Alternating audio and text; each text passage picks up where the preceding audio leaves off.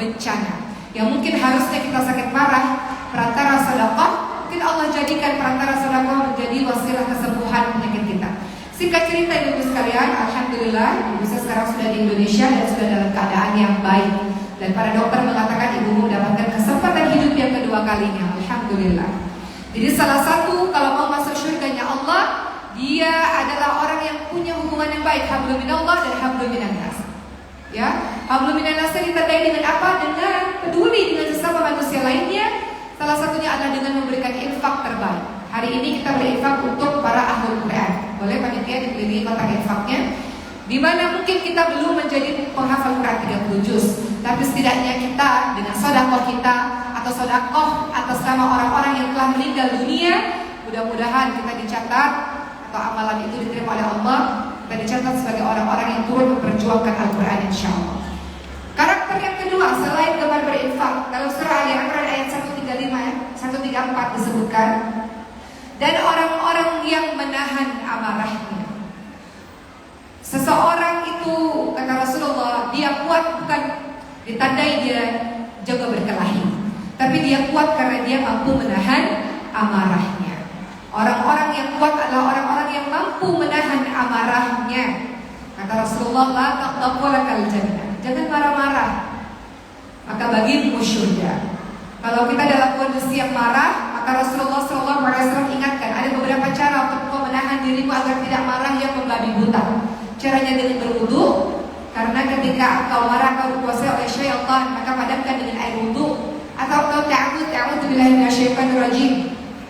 Aku berlindung kepada Allah dari gangguan syaitan yang terkutuk. Atau teman-teman diam. Kadang-kadang kalau kita marah kita bisa mengucapkan apapun kata-kata yang kalau kita sadar kita menyesal dengan perkataan itu. Maka Rasul menyuruh kita kalau dalam keadaan sangat marah diam dulu. Atau kata Rasul kalau kau dalam keadaan sangat marah ubah posisi. Ketika kau berdiri, posisi lebih rendah duduk. Ketika kau duduk masih marah, maka berbalik. Maka hal-hal tersebut bisa meredakan amarahmu. Jadi ciri orang-orang penghuni surga adalah mampu menahan amarahnya. Kepada siapa? Kepada pasangan, kepada anak-anak, kepada orang-orang sekitar. Kekuatan dirimu tergantung dari seberapa besar kau bisa menahan amarahmu. Berikutnya karakter yang ketiga kalau kau ingin menjadi penghuni surga, dalam surah Ali Imran 134 adalah mudah memaafkan kesalahan orang lain. Susah gak memaafkan kesalahan orang lain? Ada seseorang yang ketika lewat di depan Nabi dan para sahabat, kata Nabi dia penghuni surga. Salah seorang sahabat menginap di rumah orang itu. Apa amalan dia sampai-sampai Rasul katakan dia penghuni surga? Amalannya biasa saja, salat lima waktu biasa, mengaji biasa. Namun ada satu amalan yang luput dari perhatian sahabat ini. Apa itu? Ternyata ketika Rasul katakan orang ini penghuni surga, dia punya kebiasaan. Sebelum dia tidur, dia minta kepada Allah agar membersihkan hatinya, agar tidak ada marah, dendam, iri, dengki, hasad di dalam hatinya. Sebelum tidur, dia minta kepada Allah agar memaafkan semua kesalahan orang yang pernah menyakiti hatinya. Kita memaafkan bukan untuk dia, teman-teman sekalian. Kita memaafkan orang lain untuk diri kita sendiri. Bayangkan dalam kehidupan kita bertahun-tahun kita menyimpan marah dan dendam di sini. Kau sakit, tidak hanya sakit hati, tapi sakit pikiran dan sakit fisikmu, betul? Coba kita lihat kenapa ada orang-orang yang sehat, panjang umur karena hatinya tidak ada marah, tidak ada dendam, tidak ada benci, bersih hatinya. Hati yang bersih membuat pikiranmu jernih, membuat badanmu sehat. Jadi engkau maafkan orang lain bukan untuk siapa-siapa. Orang lain berbuat jahat, Allah akan membalasnya.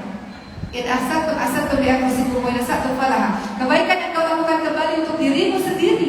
Kejahatan yang kau lakukan kembali untuk dirimu sendiri. Wa may ya'mal mithqala dzarratin khairan yarah wa may ya'mal mithqala dzarratin syarran yarah. Kebaikan sebiji zarrah Allah balas, kejahatan sebiji zarrah Allah balas. Jadi itu urusan Allah. Urusanmu adalah minta kepada Allah membersihkan hatimu. Gak ada ruang untuk benci di sini. Gak ada ruang untuk sakit hati di sini. Kita mau hati yang bersih. Karena kita mau melakukan banyak hal kebaikan demi kebaikan yang gak bisa kalau hati kita penuh dengan kemarahan, kebencian, dendam dan sebagainya. Makanya ada pintu surga khusus. Pintu surga itu ada 8. Ada pintu surga orang-orang yang puasa, pintu surga orang yang salat, pintu haji yang mabrur, pintu orang yang berzikir menuntut ilmu, pintu orang-orang yang kuat tauhidnya yang tidak dihisab oleh Allah Subhanahu wa taala, dan pintu orang-orang yang mudah memaafkan kesalahan orang lain dan menahan amarah. Karena Allah tahu tidak mudah untuk menahan amarah, tidak mudah untuk memaafkan kesalahan orang lain, maka Allah sediakan pintu khusus di dalam surga untuk orang-orang yang menahan amarah dan mudah memaafkan kesalahan orang lain. Berikutnya karakter yang keempat dalam surah Ali Imran 134, wallahu yuhibbul muhsinin. Engkau masuk surga, maka karakternya adalah engkau berbuat baik. Allah menyukai orang-orang yang berbuat baik. Dalam setiap detik hidupnya berpikir, apakah yang saya lakukan ini merupakan amal salih? Apakah yang saya lakukan ini merupakan ibadah di jalan Allah? Apakah yang saya lakukan ini Allah ridha, Allah suka, Allah senang? Kalau ia lakukan, wallahu yuhibbul muhsinin. Karakter yang kelima dalam surah Ali Imran ayat 135. Ibu-ibu lihat, kalau masuk syurganya Allah Subhanahu wa taala, Allah Subhanahu wa taala berfirman, a'udzu billahi minasyaitonir rajim. Walladzina idza fa'alu fahishatan aw dhalamu anfusahum dzakarullaha fastaghfiru lidzunubihim wa may yaghfiru dzunuba illa Allah wa lam yusirru 'ala ma fa'alu wa hum ya'lamun. Dalam surah Ali Imran ayat 135, karakter orang-orang penghuni surga, dia adalah orang yang suka bertaubat kepada Allah Subhanahu wa taala. Dan juga orang-orang yang apabila mengerjakan perbuatan keji atau mereka jahat pada diri mereka sendiri, mereka menzalimi diri mereka sendiri, mereka segera mengingat Allah. Lalu mereka mohon ampunan atas dosa-dosanya. Dan siapa lagi yang dapat mengampuni dosa-dosa selain Allah? Dan mereka tidak meneruskan perbuatan dosa itu, sedang mereka mengetahui. Orang yang gemar bertaubat kepada Allah Subhanahu wa taala, orang yang terus kembali kepada Allah Subhanahu wa taala, orang yang terus-menerus minta ampun kepada Allah Subhanahu wa taala adalah ciri orang-orang yang masuk ke dalam syurga Allah Subhanahu wa taala. Baik, kita berpindah dari surah Ali Imran, teman-teman sekalian.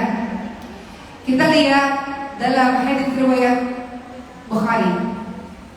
Rasulullah SAW bersabda, Allah Subhanahu wa taala berfirman, aku sediakan bagi hamba-hambaku yang saleh syurga yang tidak pernah terlihat oleh mata, tidak pernah terdengar oleh telinga, dan tidak pernah terbetik dalam hati manusia.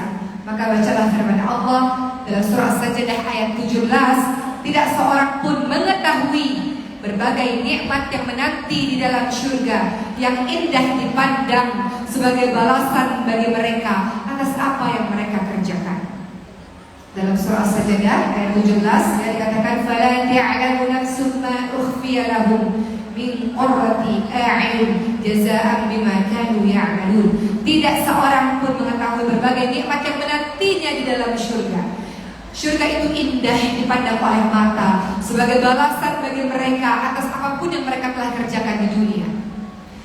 Maka teman-teman sekalian, sebelum kita bahas lagi ciri-cirinya seperti apa sih kalau kita masuk surga, kita lihat dulu kenikmatan yang di dalam surga ada apa saja. Digambarkan dalam surah Muhammad ayat 15. Di dalam surga kita bisa merasakan nikmatnya susu, arak, madu, berbagai macam jenis minuman. Apa kata Allah dalam surah Muhammad ayat 15? Perumpamaan penghuni surga yang dijanjikan kepada orang-orang yang bertakwa. Di dalamnya ada sungai-sungai dari air yang tidak berubah rasa dan baunya, sungai-sungai dari air susu yang tidak berubah rasanya, sungai-sungai dari arak, dari khamar yang lezat bagi para peminumnya, sungai-sungai dari madu, berbagai macam jenis minuman. Kedua, ada apa di dalam surga? Mendapatkan pasangan yang sebaya. Dalam surah An-Naba ayat 31 sampai 33 kita lihat apa kata Allah. A'udzu billahi minasyaitonir rajim. Innal muttaqina mafaza hadaiqa wa a'naba wa kawa'iba atraba. Dalam surah An-Naba ayat 31 sampai 33, sesungguhnya orang-orang yang bertakwa dia mendapatkan kemenangan, yaitu di dalam surga ada kebun-kebun, ada buah-buah, dan orang-orang yang remaja yang sebaya umurnya. Kemudian yang ketiga, di dalam surga kita dapat apa? Hidup yang kekal, lahir, batin, tidak ada sedih, tidak ada air mata, tidak ada sakit, bahagia selama-lamanya. dan kita diberi umur yang muda. Ibu-ibu tahu umur para penghuni surga umur berapa? Nabi Muhammad SAW bersabda, ahli surga umurnya 30 sampai 33 tahun.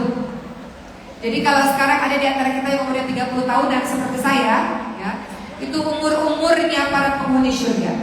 Jadi suatu ketika pernah Rasulullah SAW bercanda dengan seorang nenek. Nenek, kau tidak bisa masuk surga.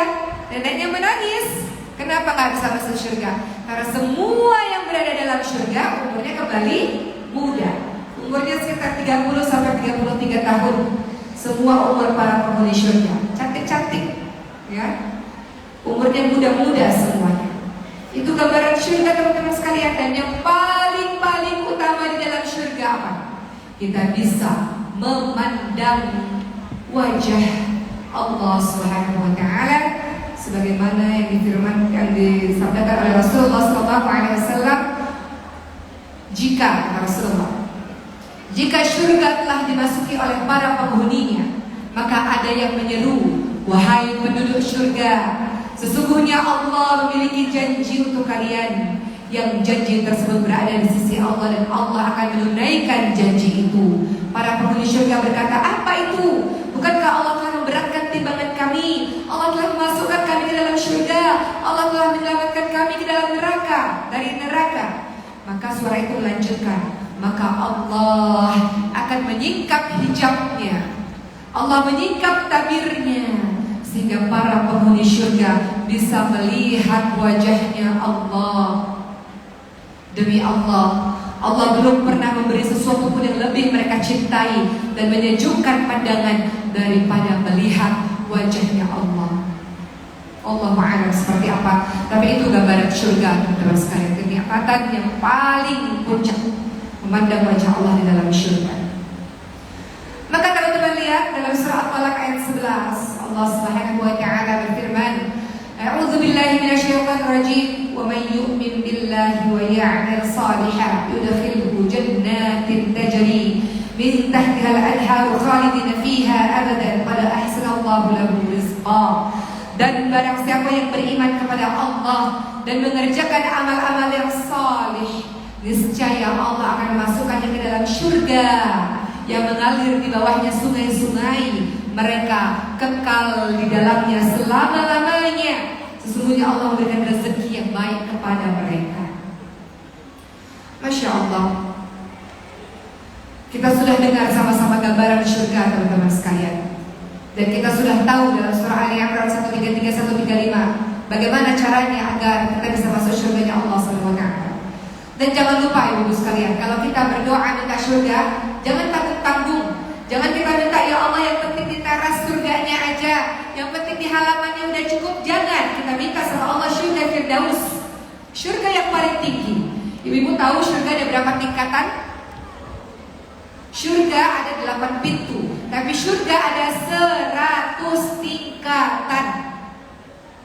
Kalau ada ibu atau ayah yang berada di tingkatan tertentu, anak masuk surga tapi tingkatannya di bawah, masing-masing bisa saling menarik untuk sama-sama berada di surga di tingkatan yang sama.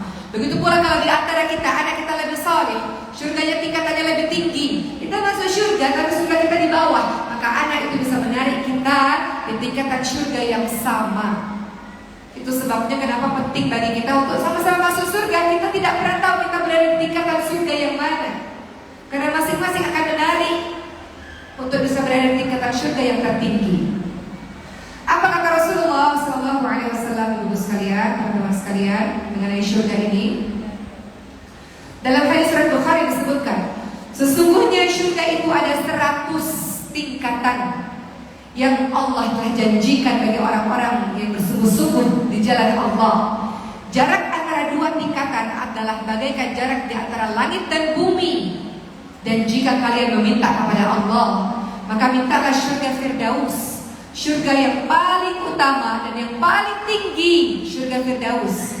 Di atas surga Firdaus adalah Arsh Ar-Rahman, darinya pula lah mengalir sungai-sungai. Hadis riwayat Bukhari. Jadi kalau kita berdoa, jangan tanggung-tanggung doanya, minta surga Firdaus, surga yang paling tinggi, surga yang paling mulia. Pertanyaan berikutnya, bagaimana caranya masuk ke surga Firdaus. Ada yang tahu? Hal ini dijelaskan dalam surah Al-Mu'minun ayat 1 sampai 11. Ibu-ibu kalau mau masuk surga Firdaus dijelaskan oleh Allah dalam surah Al-Mu'minun ayat 1 sampai ayat 11. Apa bunyinya? A'udzubillahi minasyaitonir rajim. Qad aflahal mu'minun alladzina hum fi shalatihim khashi'un walladzina hum 'anil lagwi mu'ridun walladzina hum lizakati fa'ilun walladzina hum lifurujihim hafizun illa 'ala azwajihim aw ma malakat aymanuhum fa innahum ghairu malumin. Kemudian faman ibtagha wara'a dzalika fa ulaika humul 'adun walladzina hum li amanatihim wa 'ahdihim ra'un walladzina hum 'ala salawatihim yuhafizun ulaika humul warithun alladzina yarithuna al-firdausa hum fiha khalidun. Dalam surah Al-Mu'minun 1 sampai 11 Allah menggambarkan karakter-karakter orang-orang yang masuk surga Firdaus. Siapakah mereka? Kita baca artinya. Sesungguhnya beruntunglah orang-orang yang beriman, yaitu orang-orang yang khusyuk dalam salatnya, orang-orang yang menjauhkan diri dari perbuatan dan perkataan yang tidak ada gunanya, orang-orang yang menunaikan zakat, orang-orang yang menjaga atau memelihara kemaluannya, orang-orang yang memelihara amanat yang dipikulnya atau yang menjadi janjinya, orang-orang yang memelihara salatnya. Diawali dengan salat yang khusyuk, diakhiri dengan salat. Siapa mereka? Mereka itulah orang-orang yang mewarisi. Mereka itulah orang-orang yang akan mendapatkan apa? Kata Allah, mereka mendapatkan surga Firdaus. Mereka kekal di dalamnya selama-lamanya. Jadi di sini kita bisa lihat teman-teman sekalian, beberapa sifat penghuni surga adalah pertama beriman. Beriman kepada Allah Subhanahu wa taala dengan ketundukan, dengan kepatuhan kepada Allah Subhanahu wa taala. Kedua, khusyuk dalam salat. Bagaimana caranya khusyuk dalam salat? Ada seorang sahabat bertanya kepada Rasul, "Ya Rasul, bagaimana cara saya khusyuk dalam salat?" Maka Rasul menjawab, "Maka bayangkan itu adalah salat terakhirmu." Sekarang sudah masuk waktu, sebentar lagi masuk asar, ibu sekalian. Kalau dokter katakan ibu punya penyakit yang sangat berat, umur ibu tinggal 3 jam misalnya, pasti dalam 3 jam ibu-ibu akan beribadah dengan semaksimal yang ibu bisa, betul? Pasti berdoa dengan tetesan air mata, gak mau melakukan pertengkaran, gak mau benci sama orang, gak mau hasad sama orang. Pasti ibu akan maafkan semua orang. Pasti ibu akan minta maaf kepada orang-orang yang pernah kita sakiti. Pasti sholat kita akan khusyuk, betul? Maka ketika ada yang tanya pada Rasul, bagaimana cara khusyuk dalam sholat? Rasul katakan, bayangkan itu sholat terakhirmu, yang mana engkau tidak punya kesempatan lagi untuk melakukan sholat itu. Pasti engkau akan sungguh-sungguh dalam sholatmu. Termasuk kalau kita ingin khusyuk dalam sholat, tentu saja tenang dalam gerakan dan paham dalam bacaan sholat. Makanya umat Islam ini tidak hanya belajar Quran, tapi juga penting bagi kita untuk mempelajari bahasa Arab. Kenapa? Ada orang puluhan tahun sholat tapi gak mengerti apa yang dibacanya dalam sholat. Ada orang yang puluhan tahun mengaji, gak baca terjemahnya. Ada orang yang berdoa, doa ikut-ikutan, gak tahu apa yang diucapkannya, gak paham. Maka kalau kita ingin khusyuk dalam sholat, setidaknya paham bacaan sholat. Ibu-ibu ketika sholat, lagi duduk, ibu-ibu mengatakan Rabbighfirli warhamni wajburni warfa'ni warzuqni wahdini wa'afini wa'afani. Apa artinya ibu sekalian? Rabbighfirli, ya Allah ampuni saya, warhamni, sayangi saya. Rabbighfirli warhamni wajburni, tutup aib saya, warfa'ni, angkat derajat saya, wahdini, berikan petunjuk kepada saya, wa'afini, berikan kesehatan kepada saya. Rabbi firli warhamni wajburni warzuqni wahdini wa'afini wa'fu anni, maafkan saya. Banyak dari kita yang kita melakukan bacaan-bacaan sholat, namun kita gak paham dengan bacaan sholat kita tersebut. Jadi kalau kita mau khusyuk dalam sholat, maka caranya adalah paham dengan bacaan sholat kita. Termasuk tadi juga dikatakan Selain khusyuk dalam salat, kalau masuk surga Firdaus, menjauhkan diri dari perkataan dan perbuatan yang tidak ada gunanya. Jangan ikut-ikutan kepada perbuatan perkataan yang tidak ada gunanya. Kata Rasulullah, "Man kana yu'minu billahi wal yawmil akhir, falyaqul khairan aw liyasmut." Barang siapa yang beriman kepada Allah dan hari akhir, hendaklah dia berkata-kata yang baik atau dia diam. Kalimat yang keluar dalam lisan kita, dari lisan kita, perkataan yang baik, perkataan yang penuh manfaat, perkataan yang penuh ilmu. Dan kemudian kalau nggak bisa berkata-kata baik, diam. Dalam diam kau banyak berzikir kepada Allah Subhanahu wa Ta'ala. Kemudian termasuk kalau kau ingin mendapatkan surga Firdaus, tunaikan zakat dan menjaga kemaluanmu, menjaga kehormatanmu, menjaga amanah yang dipercayakan kepadamu. Termasuk salah satu janji kita, amanah kita kepada Allah. Dulu sebelum kita masuk ke alam dunia, ada yang namanya alam ruh, alam rahim dan alam ruh. Di dalam alam ruh, Allah tanya kepada kita, kepada ruh kita, "Alastu birabbikum?" Benarkah aku ini Tuhanmu? Dan kita berjanji kepada Allah, qalu bala syahidna. Benar ya Allah, kami bersaksi bahwa Engkau Tuhan kami. Kita bersaksi, kita berjanji, Allah Engkau Tuhan kami. Allah Engkau tempat kami menyembah. Allah Engkau tempat kami memohon pertolongan. Kita sudah berjanji di alam ruh. Masuk ke alam rahim dan masuk ke alam dunia. Setelah di alam dunia kita lupa. Kadang-kadang kita lupa dengan janji kita itu. Kadang-kadang kita tolongnya kepada selain Allah, takutnya kepada selain Allah, bersandarnya kepada selain Allah. Seperti itu. Jadi termasuk orang-orang yang ingin mendapatkan surga Firdaus, memegang teguh apa yang telah menjadi janjinya. Janji dalam berbagai macam hal, termasuk janjinya kepada Allah Subhanahu wa Ta'ala. Begitu teman-teman sekalian dalam surah Al-Mu'minun, ya, di mana salah satu syarat kalau kita mau masuk surga Firdaus, kita memelihara janji kita.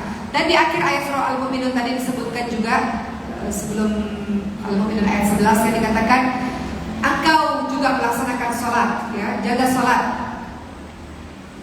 menjaga sholat. Dalam makna di sini adalah menjaga sholat kita, teman-teman sekalian. Urusan sholat ini sangat tegas.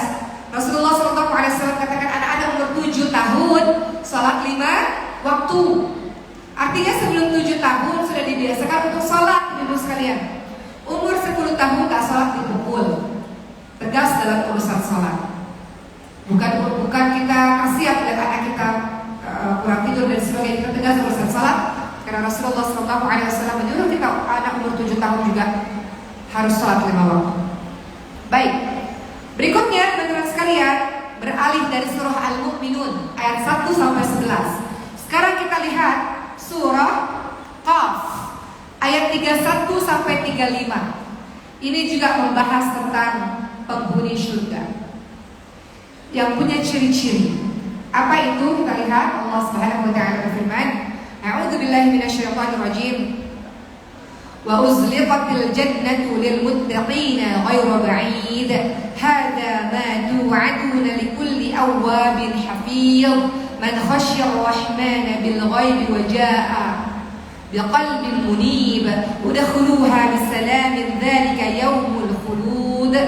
Lahum ma yasha'una fiha wa ladaina mazid."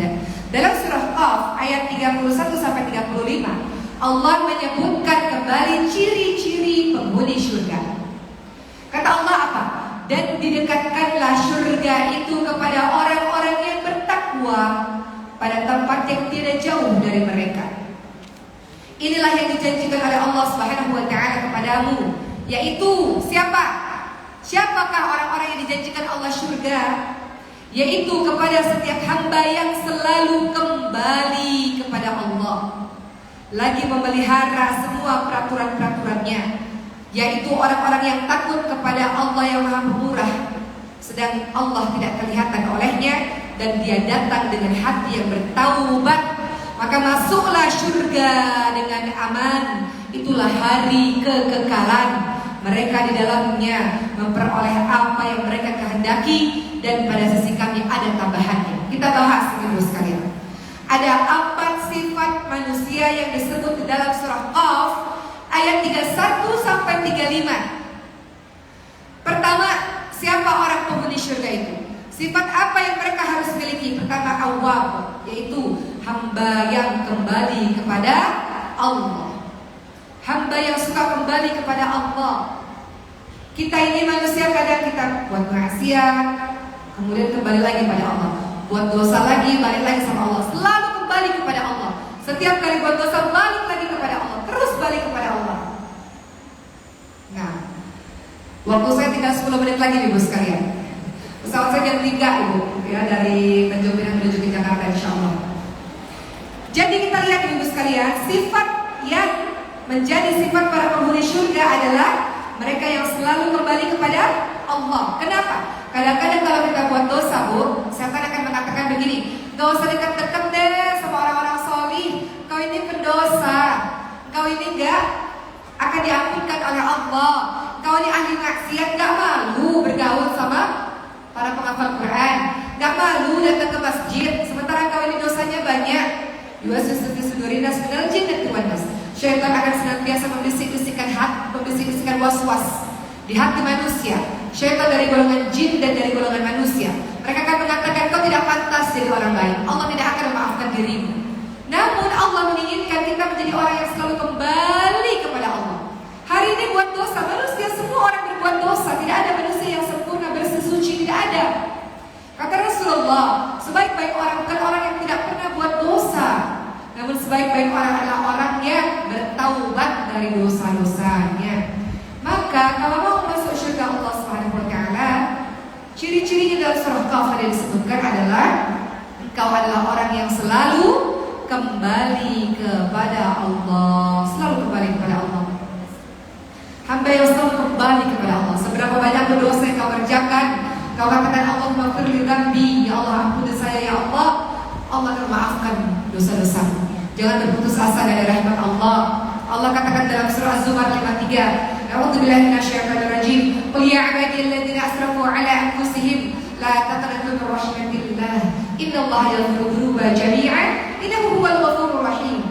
Wahai hamba-hambaku yang telah melampaui batas, jangan berputus asa dari kasih sayang Allah. Allah mengampuni semua dosa yang kau lakukan. Allah Maha Pengampun, Allah Maha Penyayang. Allah katakan jangan berputus asa dari kasih sayangku. Seberapa banyak dosa, apapun yang kau perbuat, kembali kepadaku. Allah ampuni dosa-dosa. Allah janjikan seperti itu. Maka sifat penghuni surga, teman-teman sekalian, adalah mereka yang selalu kembali kepada Allah Subhanahu wa taala. Berikutnya, sifat yang kedua adalah hafiz, yaitu mereka yang selalu memelihara aturan-aturannya Allah. Jadi kalau ada nama hafiz, orang yang selalu memelihara aturan-aturan Allah. Apa yang Allah perintahkan dia jaga betul-betul. Kemudian yang ketiga dalam surah Qaf ayat 31 sampai 35, sifat para penghuni surga berikutnya adalah mereka yang takut kepada Allah. Takut kepada Allah. Buat dosa dia takut, dia tahu Allah Maha melihatnya. Apa perbedaan orang saleh dengan orang yang tidak saleh? Orang saleh kalau buat dosa seperti dia rasakan ada gunung besar yang siap menghancurkan dirinya, dia sangat takut dalam berbuat dosa. Namun orang-orang yang durhaka kepada Allah, dia meremehkan dosa. Ketika dia buat dosa, dia merasa ada lalat yang menempel di hidungnya, kemudian dia usir begitu saja. Dia anggap remeh dosa, tidak ada rasa takut kepada Allah Subhanahu wa taala. Maka bersyukurlah kepada Allah Subhanahu wa taala. Ketika kita ingin berbuat dosa, ada rasa takut gelisah di dalam dada, tanda engkau adalah orang yang dicintai oleh Allah Subhanahu wa taala. Allah buat hatimu bisa merasakan perbuatan dosa itu. Karena kalau dosa dilakukan terus-menerus, maka tidak akan ada lagi rasa takut dalam hatimu dalam melakukan perbuatan dosa. Pertama kali kau buat dosa, kau akan merasa takut, ibu sekalian, teman-teman sekalian. Tapi kalau dosa itu berlanjut terus-menerus, maka akan jadi sebuah kebiasaan dan tidak ada rasa takut lagi terhadap dosa. Keempat, dalam surah Qaf disebutkan, surah Qaf ayat ke berapa tadi? 31 sampai 35. Termasuk sifat para penghuni surga yang keempat adalah dia datang kepada Allah dengan hati yang munib, dengan hati yang terus bertaubat kepada Allah Subhanahu wa taala. Setiap hari bertaubat kepada Allah Subhanahu wa taala, karena setiap hari anggota badan kita berbuat dosa. Hati yang tidak ikhlas, mata yang memandang kepada apa-apa yang Allah haramkan, lisan yang berucap kepada apa-apa yang Allah haramkan, tangan yang menyentuh kepada apa-apa yang Allah haramkan, pikiran, suudzon kepada takdir Allah, kepada orang lain. Semua anggota badan kita berbuat dosa dalam setiap hari. Maka bertobat kepada Allah. Rasul bertobat kepada Allah beristighfar 70 sampai 100 kali dalam satu hari. Lalu bagaimana dengan kita? Maka banyak bertobat kepada Allah Subhanahu wa taala menjadi ciri bagi kita menjadi penghuni surganya Allah Subhanahu wa taala. Begitu ya teman-teman sekalian. Saya mau cerita kisah di zaman dulu, di zamannya Sayyidina Umar bin Khattab kalau saya tidak salah, pada masa pemerintahan Khalifah Sayyidina Umar bin Khattab. Kisah ini terkenal, ibu mungkin sudah tahu, di mana pada saat itu para pedagang-pedagang di pasar berbuat curang. Mereka menjual susu, tapi susu mereka dicampur dengan air, sehingga mereka bisa menjual banyak dengan harga yang tinggi. Ada seorang wanita pulang ke rumah dan dia berkata pada ibunya, "Ibu, jangan kita mencampurkan susu ini dengan air, karena pimpinan kita, khalifah kita mengatakan tidak boleh berbuat curang, tidak boleh mencampur susu ini dengan air, kemudian kita menjual dengan harga yang tinggi dengan kebohongan-kebohongan." Kata ibunya, "Allah tidak melihat."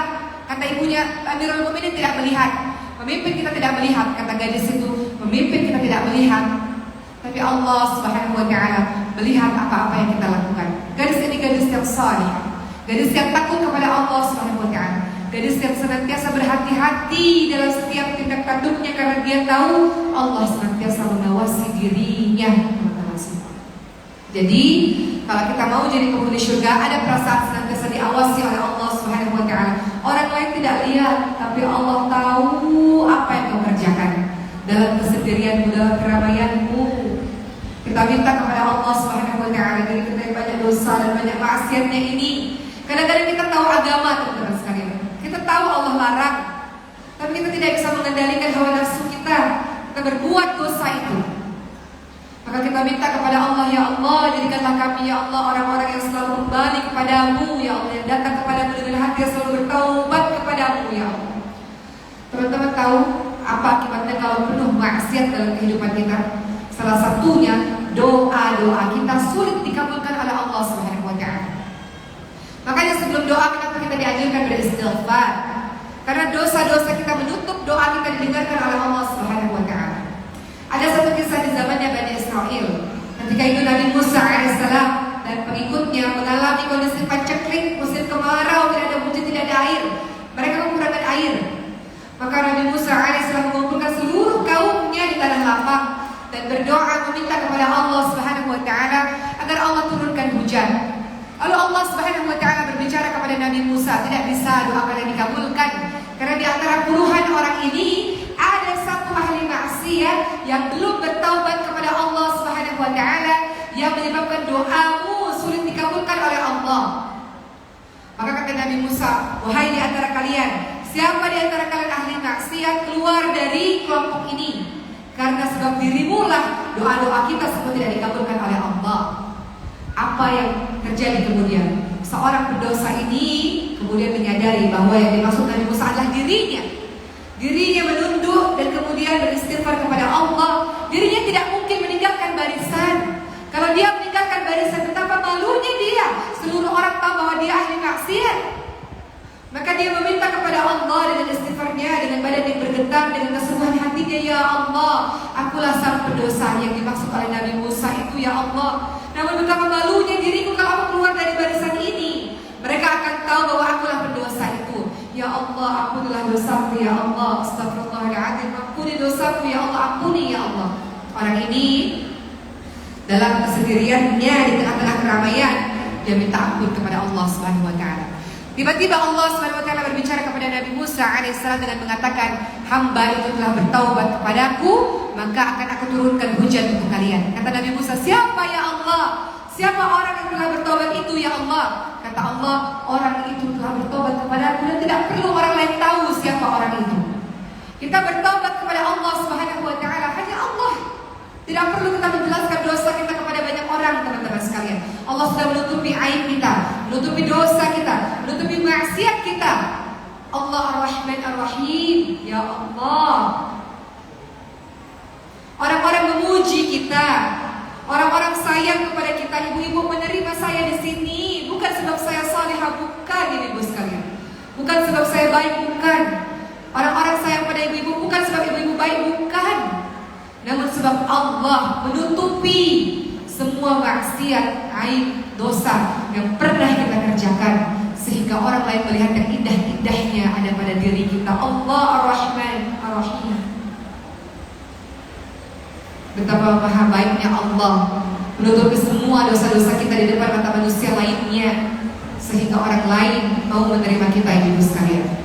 Jadi terakhir tausiah saya pada hari ini, ibu sekalian, kita sudah bahas banyak sekali ayat pada hari ini yang berkenaan dengan ciri-ciri karakter para penghuni surga. Kita mau masuk surga bersama dengan orang-orang yang kita cintai, yang pergi lebih dulu meninggalkan diri kita, teman-teman sekalian. Namun surga itu tidak mudah untuk kita datang ke dalamnya.